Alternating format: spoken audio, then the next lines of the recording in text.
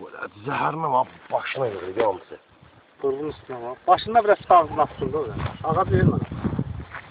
Ben hiç keşfettim. Evet, Ay, bu ağzına bak. Tamam, yakın getmə ağız atar əlvə. Hələ ağız atar ha, şeyləməyinə baxma, gürzadır. Dişlər maçdı bu, dişlər maçdı. Ela geçme.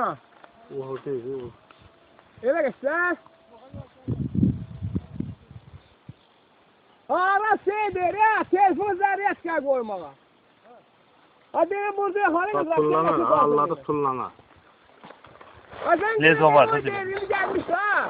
Oya, dişine Ben bak. evden Oy kalma Allah. geldim. Sen gene dinin akşay burada yok, gezmiyor dinin, korkma. Ay, dişlerine Gene bak. burada yapın da. Da. Adamı neyini yer? Sen de yakış seçin. Sen hiç seçmiyor ha. Ya yakış bomba. Diyelim, kuyruğuna biraz daha tutarlar biraz daha. Bunlar ya. Uğraştı udarı. Fayda dışında var. Onu bunu geceleri tullanmağa tullanamıyor. Ben verirsin. Ben geleceğim.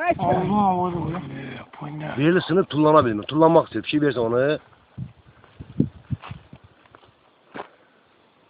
Kullanamıyor o düz diyor fakir. Ya kusacaksa zehir getirir o. Güzel ha. Bak. Allah düz diyor. Çok tutulmuş. Saçlı gözlü, gözde taşınıyorsun.